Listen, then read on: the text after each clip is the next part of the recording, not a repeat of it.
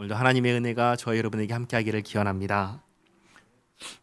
야곱이 잃어버렸던 아들 요셉을 되찾았습니다. 그리고 요셉과 함께 17년을 살았습니다. 이제 야곱의 나이는 147세가 되었습니다. 죽을 날이 가까워진 것이죠. 죽을 날이 가까워지자 요셉에게 아들에게 내가 죽으면 내 시신을 가나안 땅 마므레 앞 막벨라 밭 굴에 장사하라 이 부탁을 하고 요셉이 그렇게 하겠다고 하자 맹세하게 합니다. 오늘 말씀은 그 이후에 이 일이 있고 난 다음에 이어지는 이야기입니다.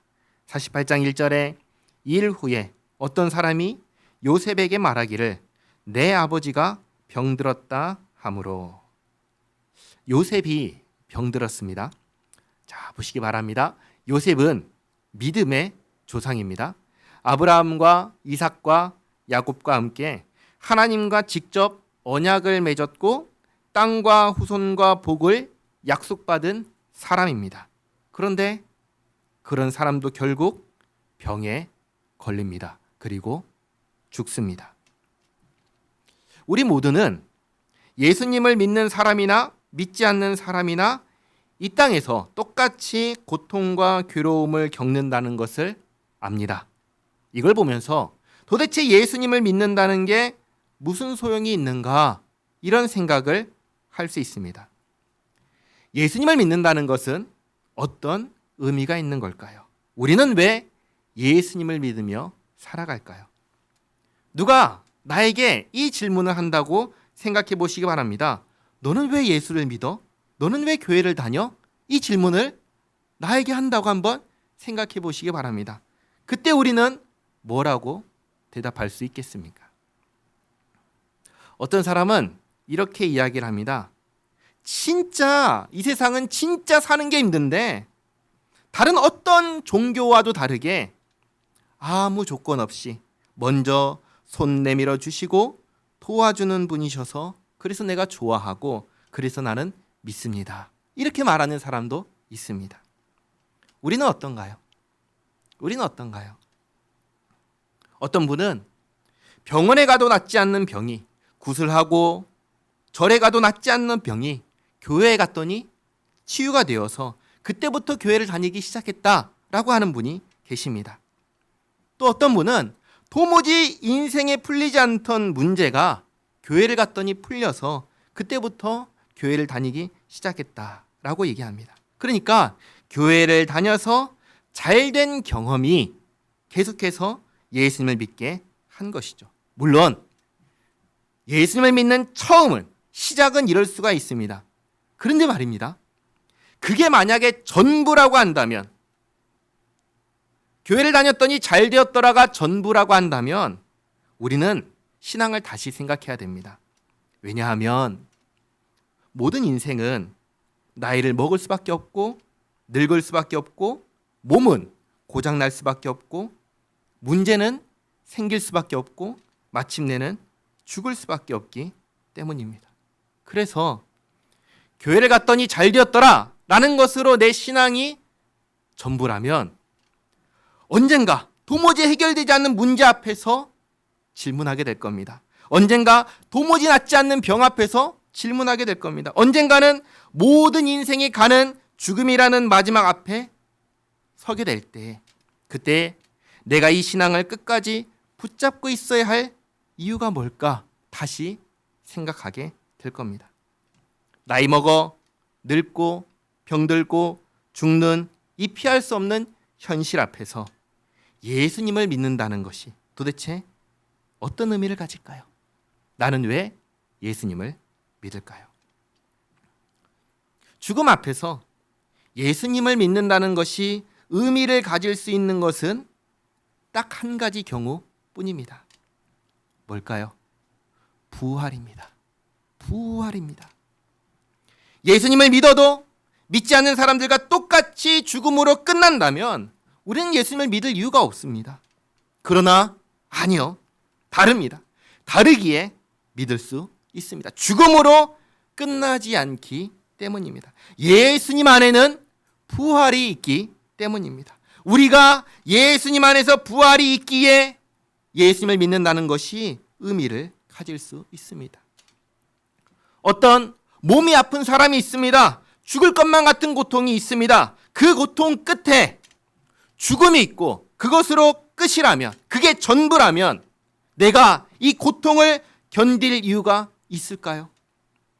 죽음 앞에서 그게 끝이라면 여전히 신앙을 붙잡을 이유가 있을까요? 없는 것이죠. 만약에 죽음이 끝이라면 말입니다. 그러나 죽음이 끝이 아니기에 우리는 신앙을 놓지 않습니다. 끝까지 붙잡고 갑니다. 그러면서 우리는 무엇을 기대하고 소망하며 바라봅니까? 예수님 안에서 시작된 부활과 하나님께서 이루실 천국, 그 나라를 소망하며 살아갑니다.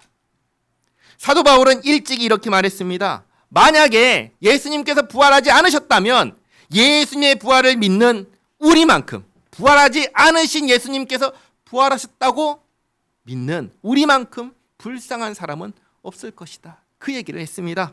고린도전서 15장 16절에서 19절까지 말씀인데 같이 한번 읽겠습니다.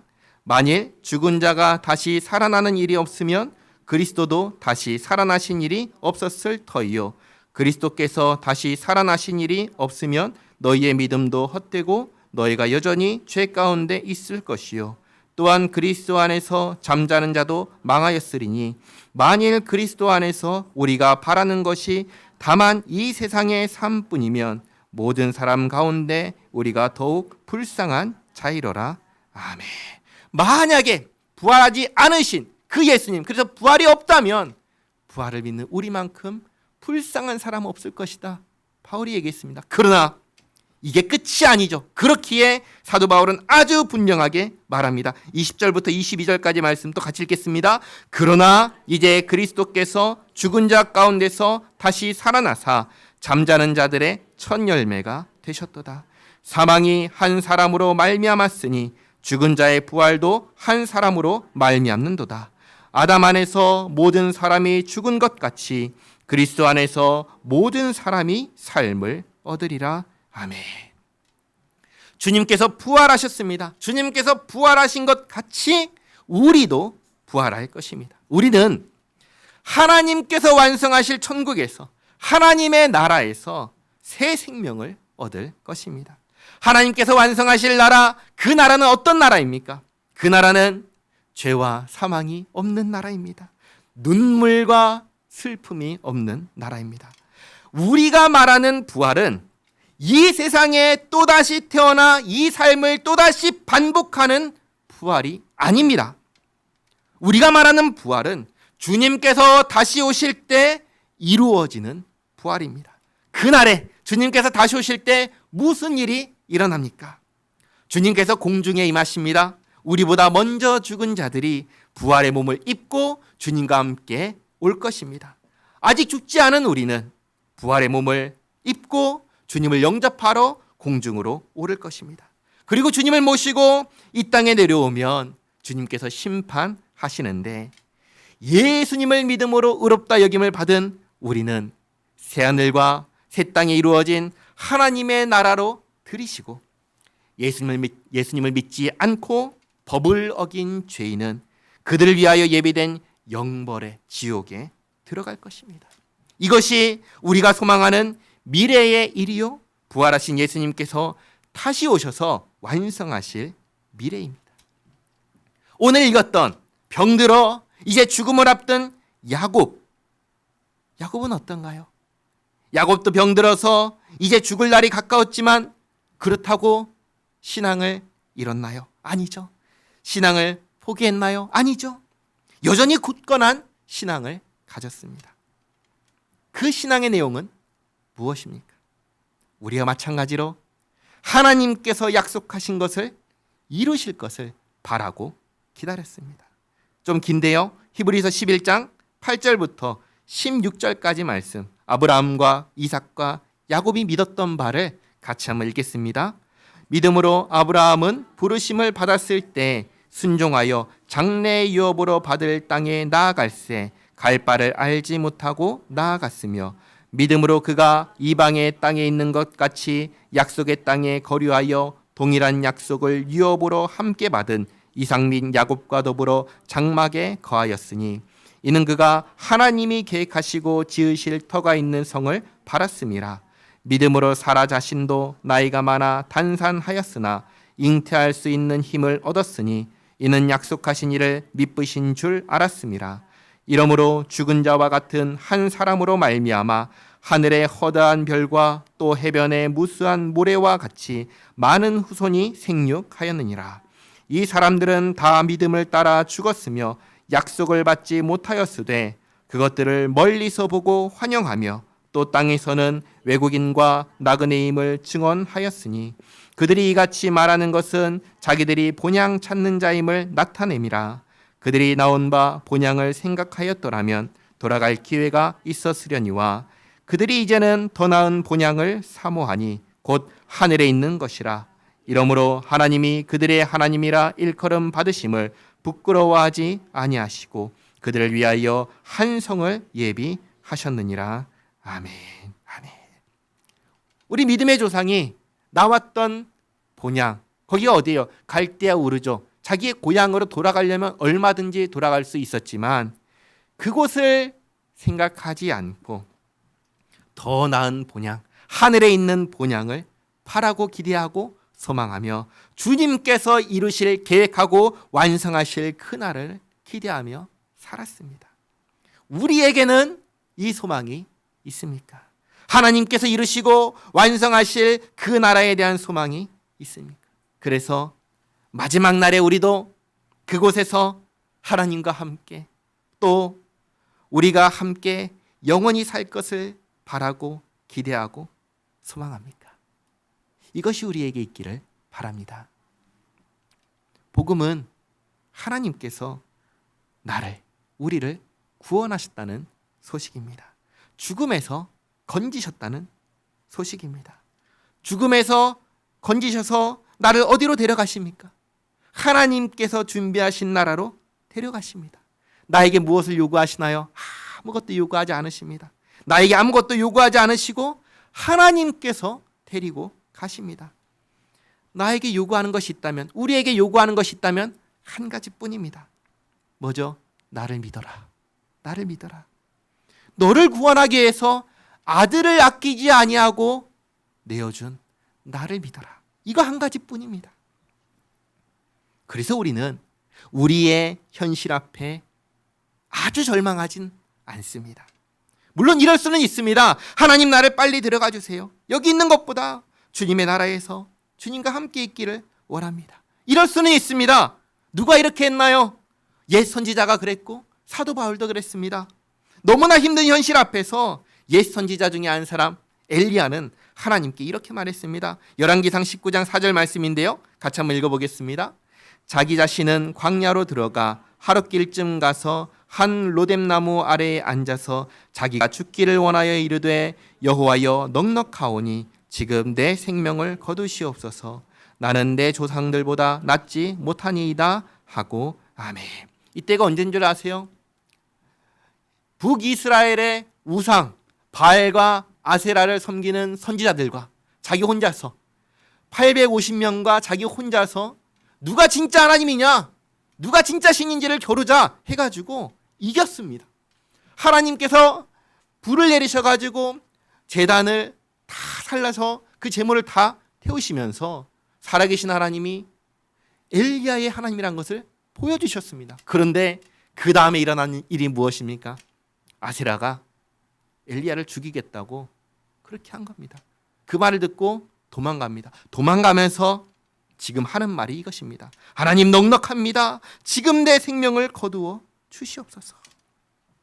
너무나 힘드니까 다 죽고 선지자 자기만 남은 것 같은 괴롭고 힘든 이 시대에 하나님 그냥 저 이제 데려가 주십시오. 죽겠습니다. 죽고 싶습니다. 그렇게 했습니다. 또 사도 바울도 같은 얘기를 합니다. 사는 것과 죽는 것 사이에서 사도 바울이 이렇게 얘기합니다. 빌립보서 1장 23절 말씀 같이 읽겠습니다. 내가 그 둘 사이에 끼었으니 차라리 세상을 떠나서 그리스도와 함께 있는 것이 훨씬 더 좋은 일이라 그렇게 하고 싶으나 아멘. 사도 바울은 뭐라고 합니까? 내가 죽어서 주님과 함께 있는 것이 나에게 훨씬 좋은 일입니다. 나는 그렇게 하고 싶습니다. 그 얘기를 합니다. 그런데 이들 모두 다 공통적으로 하는 말이 뭡니까? 죽음으로 끝나는 것이 아니라 죽음 이후에 하나님께서 마침내 완성하실 나라에서 하나님과 함께 사는 일이 있다는 것을 알았다는 것입니다. 그리고 그 나라는 어떻게 갑니까? 하나님께서 데려가셔야 가는 나라입니다. 내가 내 힘으로 갈 수 있는 나라가 아니라는 것. 그래서 주님께서 부르실 때까지 어떻게 해야 됩니까? 기다려야죠. 버텨야죠. 이 세상에서 하나님의 사람으로 살아가는 것입니다. 그날이 언젠가는 올 것을 아니까, 마침내는 올 것을 아니까, 그러나 그날이 언제 올지는 모르니까 준비하면서 살아가는 것입니다. 주님께서 언제 오시든 주님을 맞이할 준비를 하며 사는 것입니다. 그게 그날을 기다리는 우리가 이 땅에서 살아가는 모습입니다. 야곱이 병들었다는 소식을 요셉이 듣습니다. 요셉이 두 아들을 데리고 갑니다. 1절 하반절에 그가 곧 두 아들 므낫세와 에브라임과 함께 이르니 어떤 사람이 야곱에게 말하되 내 아들 요셉이 내게 왔다 하매 이스라엘이 힘을 내어 침상에 앉아 요셉에게 이르되 이전에 가나안 땅 루스에서, 루스는 베델을 말합니다.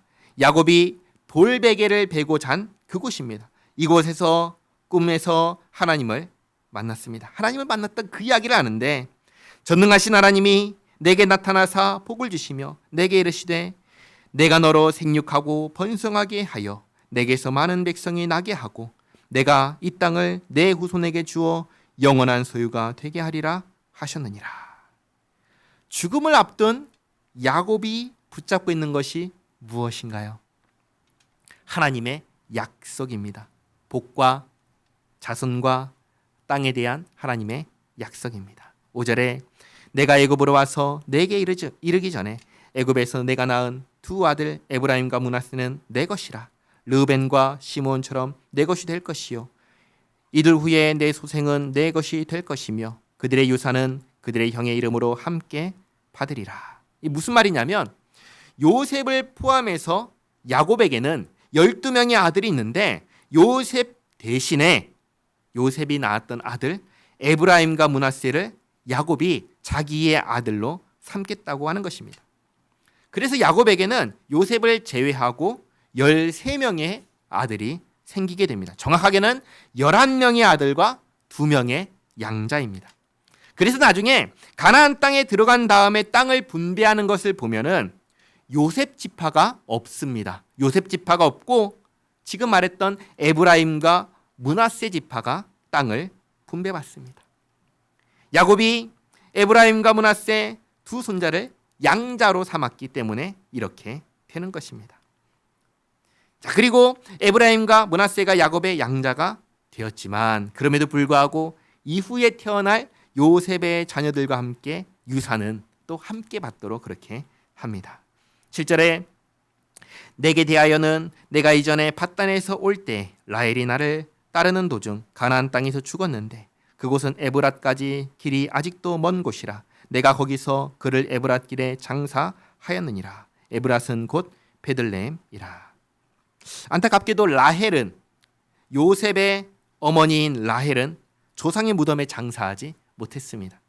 밧단 아람에서 돌아오는 길에 난산으로 베냐민을 낳고 막내 아들을 낳고 죽었기 때문입니다. 여기까지 이제 이야기를 한 다음에 그 다음에 야곱이 질문을 합니다. 8절에 이스라엘이 요셉의 아들들을 보고 이르되 이들이 누구냐? 이들이 누구냐? 나이가 많아서 누군지 알아보지를 못하는 거예요. 그래서 이들이 누구냐? 질문하자. 9절에 요셉이 그의 아버지에게 아뢰되 이는 하나님이 여기서 내게 주신 아들들이니이다.